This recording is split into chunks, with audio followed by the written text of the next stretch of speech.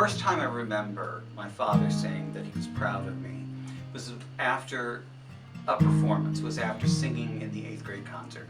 Now, he may have said that to me before, but that's the first time I remember it. Sal Trapani, I'm a professor in the theater arts department. My name is Ryan J. Taylor, and I am a theater performance major here at Westcott. My name is Michael Bartoli. I'm an adjunct professor, and I teach Acting 1 and Acting 3 and Shakespeare performance and a few other things. My name is Nicholas Rains, and I act and dance here at Westcott. I went to a junior high school called David A. Booty Junior High School, so we went to Booty, right? It's pretty funny, right? But at the time, nobody was like, Booty, it's your boot, you know. But he was the first borough president of Brooklyn, David A. Booty. And so anyway, I wrote a song called Booty USA, which was all about the school. And we sang it with my singing group. So that's kind of how I got started in making art, writing songs. And then I eventually picked up the guitar and eventually got into dance in college, and then eventually got into theater and acting in college, and then directing and writing, and so. It makes me really happy, and it totally is just where my life, it's when my life energy flows the truest. I feel like when I hear anyone creating music or creating art or just really connecting with a piece, I just feel like it's the best stress relief, and it's the only time that my mind, body, and spirit are truly connected. Challenges. Well, the challenges are many. I was challenged by the fact that I was not good at the business part of it. I hated schmoozing. I didn't want to. I hated that you couldn't just be judged on your talent alone. You couldn't just go in and have your audition and be judged on your talent alone. There were so many other factors at play in terms of casting and who got jobs and things like that. In terms of discrimination, in the acting field, I felt like I was pigeonholed as a certain type. Okay? I was ethnic. The roles that I would play would be the fruit and vegetable man, the worker, the criminal, the Italian. And so it's very hard to break out of your type. I don't know if that's discrimination, it's just the way the business is. Mm-hmm. I met an agent once, a very nice woman, and she did represent me, freelance. And she said, you know, you'd really work a lot if you changed your name and got a nose job and straightened your hair. At the time I had really curly hair like yours. Mm-hmm. Straighten your hair. And she wanted me to become like all-American look. She thought that in commercials there's a lot more work, there'd be a lot more work for me. Of course I didn't do it, but I think it just shows that there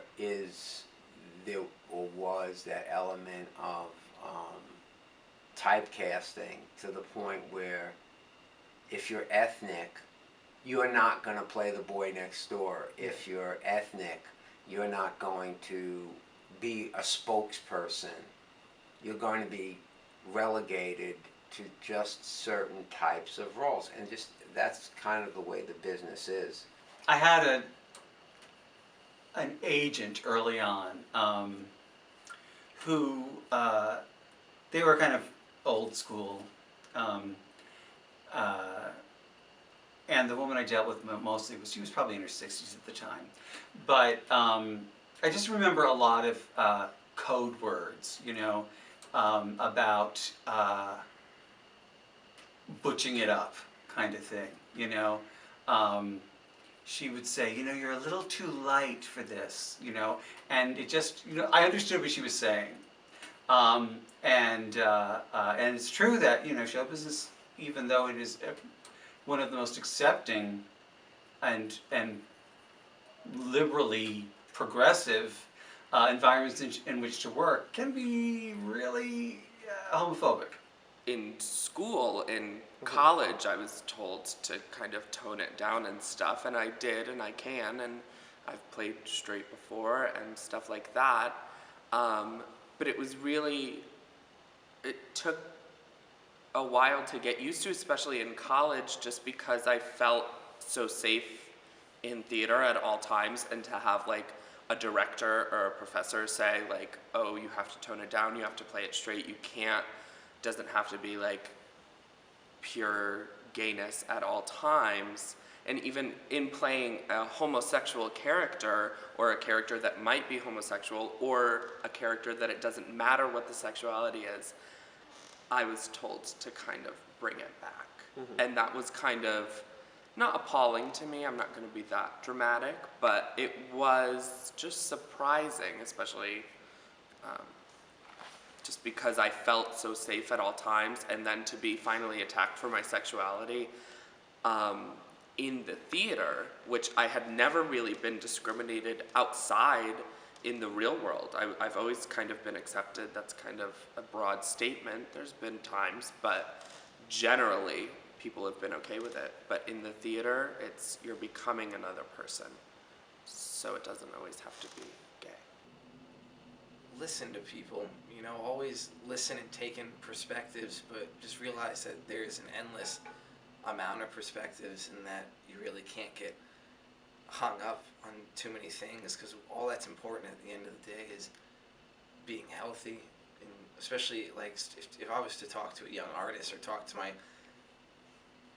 young self, you know, especially in those young years, there's a lot of things you need to get out of your system, and art's really one of the best ways. And people are always going to tell you that it's not a smart idea to go into the arts. They're going to tell you that it's a hard business to get into, or it's not lucrative, or some people are, you know, are really against it, and you can't let that get to you. If you have any sort of passion for the arts, just follow it, and, you know, if you end up in the field in any sort of sense, you'd probably be much happier than any other path you were on. It's what you're supposed to be doing. It's gonna be tough. There's gonna be moments where it doesn't feel right, you don't feel good enough, but it's exactly where you're supposed to be. And there's supposed to be moments of feeling bad and feeling sad and feeling like you're not good at what you're doing, because that's how you get better. And for someone who's kind of in my situation, sexuality-wise, theater was my place to go. There's other places that it could be other forms of art, it could be really any field. It's just, it's very common when gay men like to feel accepted because they felt unaccepted either by their family or by themselves. So when they're accepted by a big group, like in a theater or in a team of some sort or a community, they feel safe. They feel correct and feel like they're in the right spot. Think of acting as more than one thing. There's more than one way to be an actor. And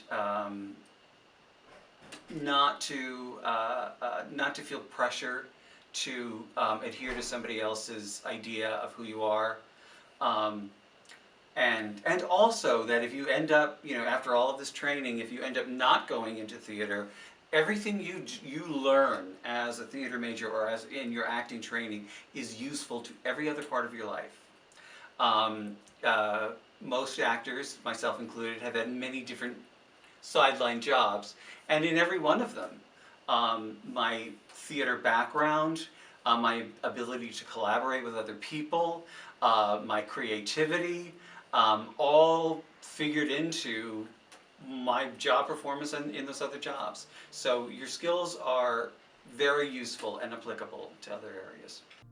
This house, she's holding secrets. Got my chain